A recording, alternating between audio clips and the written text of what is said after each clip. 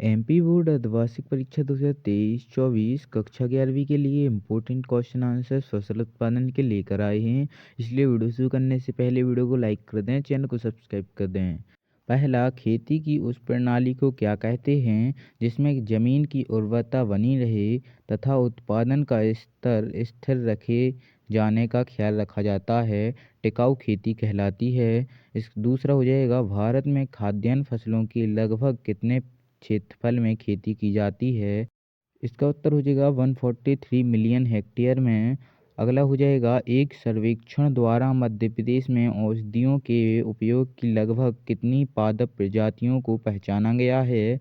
इसका उत्तर हो जाएगा 745 प्रजातियों को पहचाना गया है। और प्रश्न क्रमांक चौथा हो जाएगा, उस उद्यम को क्या कहते हैं जिसके द्वारा आवश्यक कच्चे माल का उत्पादन होता है। इसका उत्तर हो जाएगा कृषि कहते हैं। प्रश्न क्रमांक पाँचवा हो जाएगा, कृषि में लागत मूल्य की वृद्धि एवं कृषि उत्पादनों के दामों को ना बढ़ाने किस प्रकार की खेती की आवश्यकता पर जोर देता है। इसका उत्तर हो जाएगा व्यावसायिक खेती की उत्पादकता पर जोर देता है। छठवां, कुल अंतर्राष्ट्रीय पादप संपदा का कितना प्रतिशत भारत में पाया जाता है। इसका उत्तर हो जाएगा 12% पाया जाता है। सातवां, वैश्विक व्यापार की दृष्टि से भारत कृषि का भविष्य कैसा है। इसका उत्तर हो जाएगा उज्ज्वल भविष्य है। प्रश्न क्रमांक छठवा हो जाएगा अति लघु उत्तरीय प्रश्न। पहला, कृषि विकास के अध्ययन को कितने भागों में बांटा जा सकता है।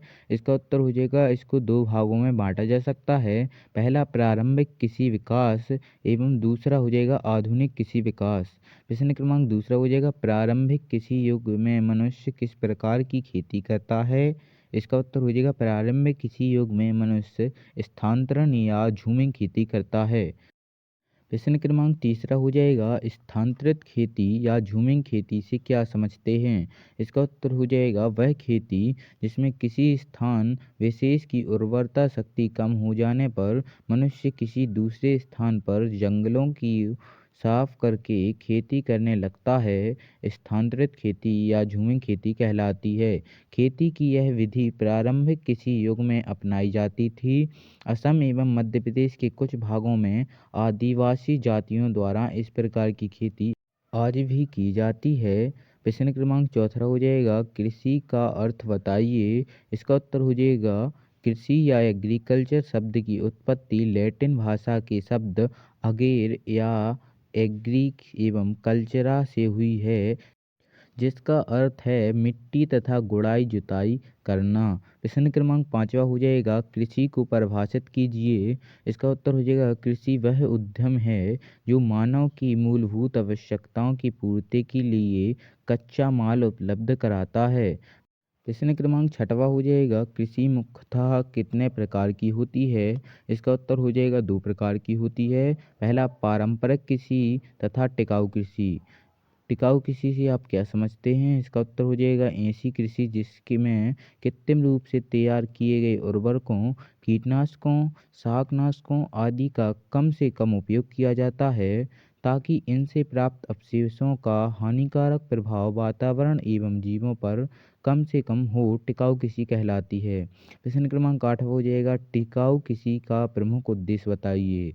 इसका उत्तर हो जाएगा, टिकाऊ कृषि का प्रमुख उद्देश्य भूमि की उत्पादकता को लंबे समय तक बरकरार रखना है। प्रश्न क्रमांक 9 हो जाएगा, भारत के कुल घरेलू उत्पाद का कितना प्रतिशत हिस्सा कृषि से आता है। इसका उत्तर हो जाएगा फ्रेंड्स, हमारे देश के 67% लोग कृषि कार्यों से जुड़े हैं तथा कुल घरेलू उत्पादों का 25% भाग इसी क्षेत्र से आता है। प्रश्न क्रमांक 10वां हो जाएगा, भारत में हरित क्रांति का सूत्रपात कब हुआ था। इसका उत्तर हो जाएगा, हमारे देश में हरित क्रांति का सूत्रपात 1966-67 में हुआ था। प्रश्न क्रमांक 11वां हो जाएगा, राष्ट्रीय अर्थव्यवस्था में कृषि का महत्व बताइए। इसका उत्तर हो जाएगा, यह राष्ट्रीय आय का प्रमुख स्रोत है। दूसरा, यह आर्थिक विकास का प्रमुख आधार है।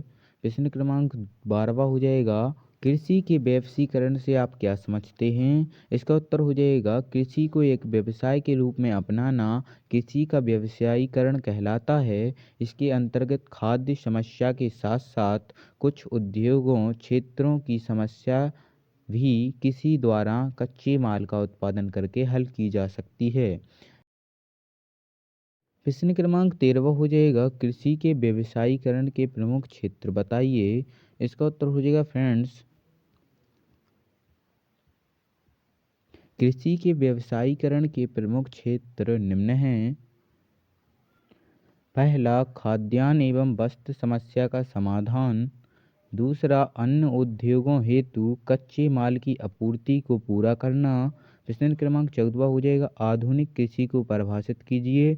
इसका उत्तर हो जाएगा खेती की ऐसी विधि जिसमें भूमि का प्रबंधन एवं कार्बनिक खेती को अपनाते हुए जैव प्रौद्योगिकी एवं फसल प्रणाली का प्रभावी ढंग से उपयोग किया गया हो, आधुनिक कृषि कहलाती है।